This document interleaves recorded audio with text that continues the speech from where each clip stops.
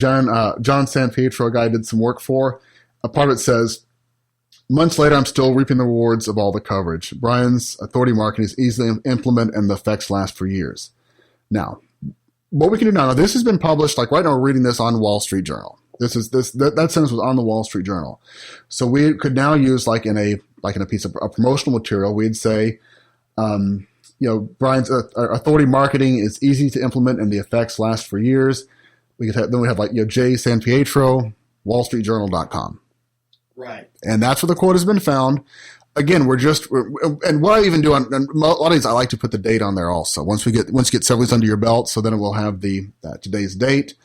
And then you put a bunch of those on your website and you contribute to the person, to the date, but everybody will just read wallstreetjournal.com. Exactly. And that's the power of having the quotes. The fact that you pulled a quote out from me, you put a quote from you put a quote from anyone in these, in this release. And now everyone that's been quoted in there can ethically say, as quoted on the Wall Street Journal. Yeah.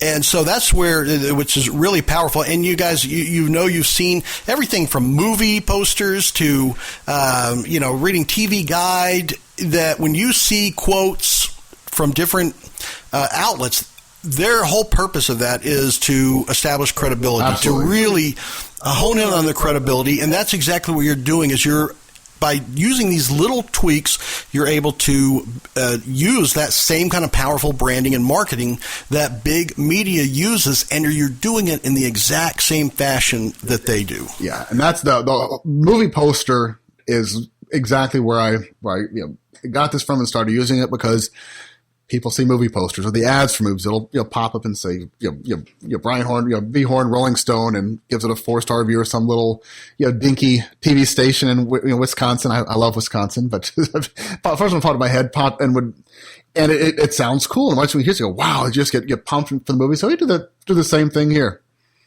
That's awesome. And then the last thing, it's still another testimonial, but we actually did one instead of the first ones were one about Jack, one about me, and then we did some for the show, which we got some early reviews in from some people we sent the early access to and got them to give us opinions on it, and plug those in also.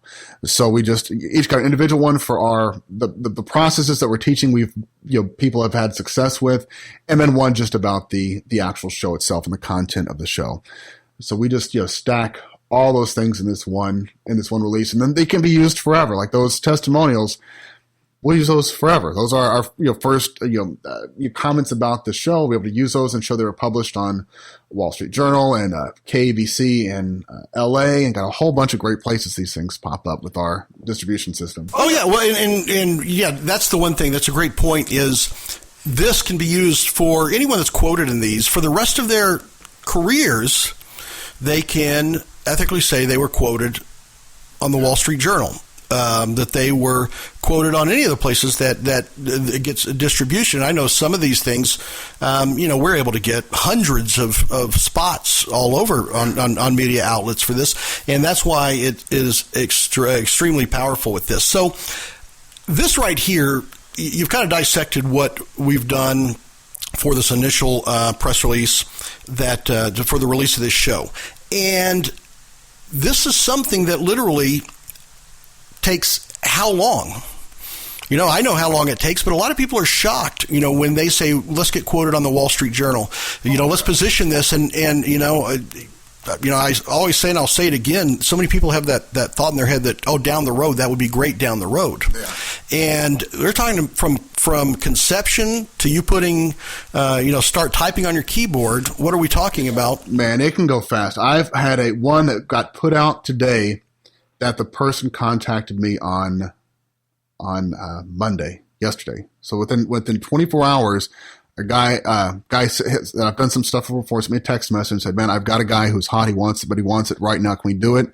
I found out my journalist that writes these up for all of it for us had an opening. The guy interviewed him. He wrote up that day, sent it to me. I sent off last night about 6-7 o'clock. I got it hooked up to our network and published at 3:05 a.m. today. Yeah. So it can go really, really fast. I usually like to say about 48 to 72 hours is about the closest. I like to 72 hours is a good time because that gives you a day or so to book a time with the writer, gives them a couple of days to write it up, and then we can publish it out. But when things need to be fast, man, we can make them fast. Yeah, and really this is a double-edged sword because, we've seen where people have tried to put some of these out that really, when you read it, was slanted in the wrong light. It didn't look good.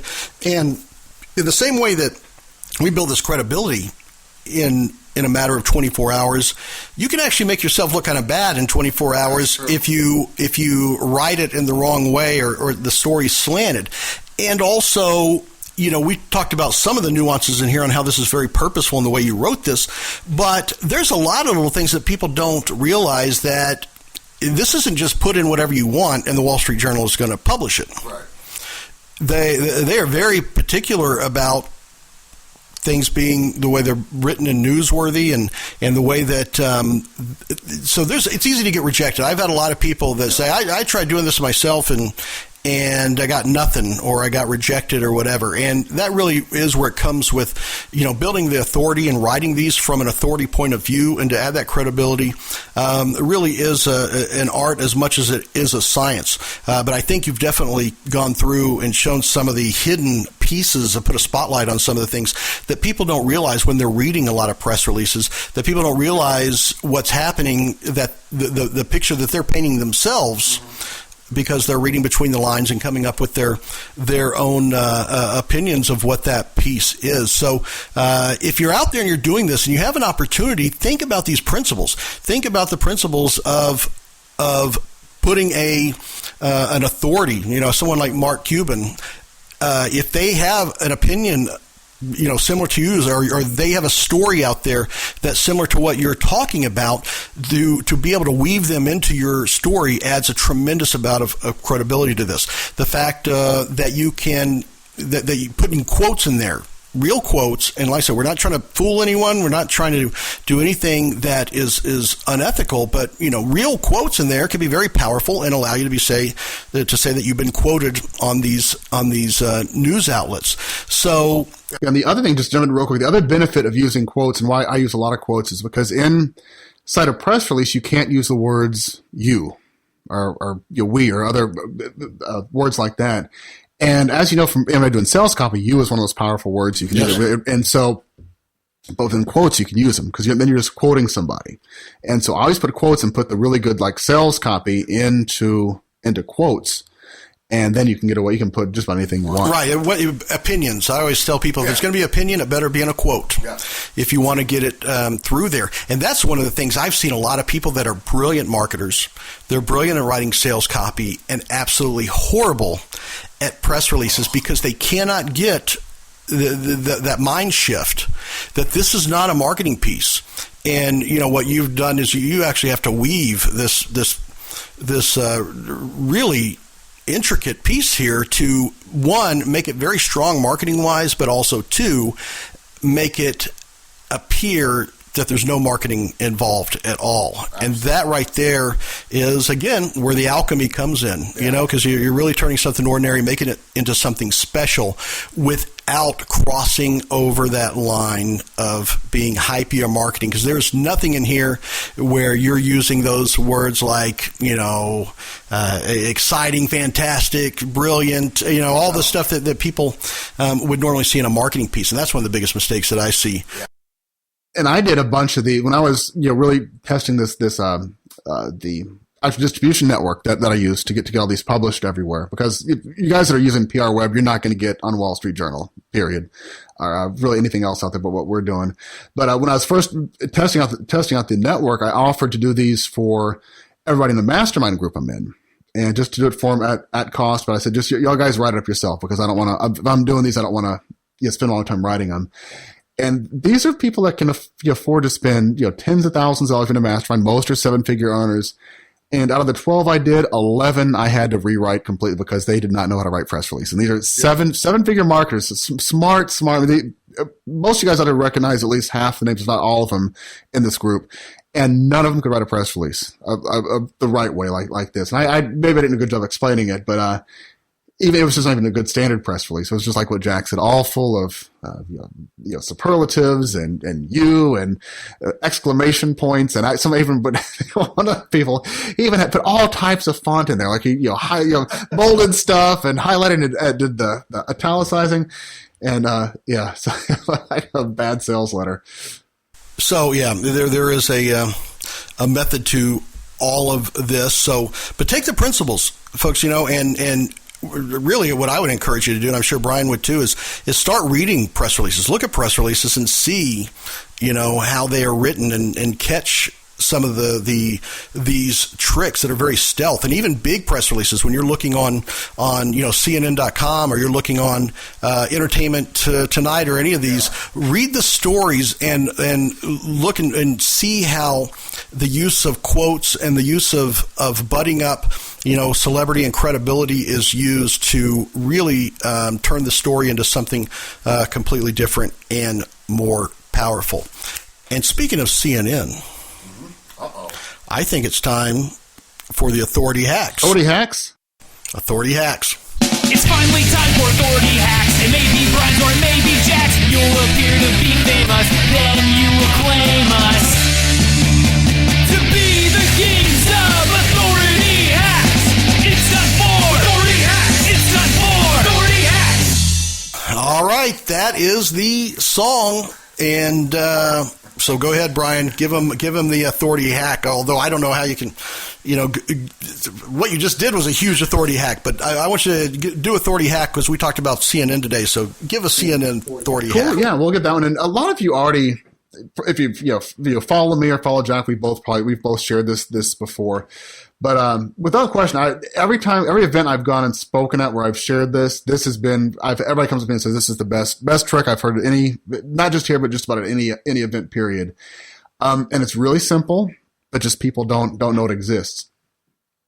There is a place on CNN's website, a subdomain called ireport.cnn.com. So like, iPod is a lowercase I, then report.cnn.com. And it is for a portion of the site known as like citizen journalism, where anybody or just regular people can go and become news contributors for CNN about anything they want to, anytime they want to. So basically what this allows you to do, you can go through and upload a news story of your own on CNN about what you have going on with your business, maybe about a client's business, and it'll be published on CNN.com. And then you're able to say, as seen on CNN. And it's really cool. I know they have the iPhone app for it. I'm pretty sure they have the Android version also, where you can just do everything right from your phone, where you can just take a video of somebody or take a picture of them, upload it, type in a few paragraphs of content, and you're done. It is powerful, powerful stuff. That is one of my favorite little hack things to do, where if you just want to quickly and easily make yourself into an authority and have the CNN logo on your site, you can do that in all of about 5 minutes with this. Yeah, and it shows up instantly. I was amazed first time I did that I published it and I was thinking, well, maybe I'll get some notification or something. But no, boom, there it was right there on CNN. So that is extremely powerful, and I've seen people do some really, really really powerful things with that for sure. So there it is, the CNN today's authority hack. That's something that you can do immediately. Go give it a shot and let us know the feedback. Let us know what you did. Send us a link to your CNN. Put it in the comments section. We'd love to see how folks are using this. Well, Brian, I think we've really put a lot into this episode today as far as the anatomy of an authority press release and how people can be that authority alchemist and really dig deeper into how these things are put together. And for sure, with the CNN authority hack, I would definitely like to encourage you, if you like the show, go to iTunes, subscribe to iTunes, leave us a review. We would be very appreciative of that. Leave a comment at authorityalchemy.com. And if you are interested to becoming that authority, positioning yourself and have credible news, national media, talk about you in the next 24 to 48 hours, then go to authorityalchemy.com and hit the Claim My Authority button and you can learn how you can get this type of credibility really within the next 24 to 48 hours. Brian, anything you want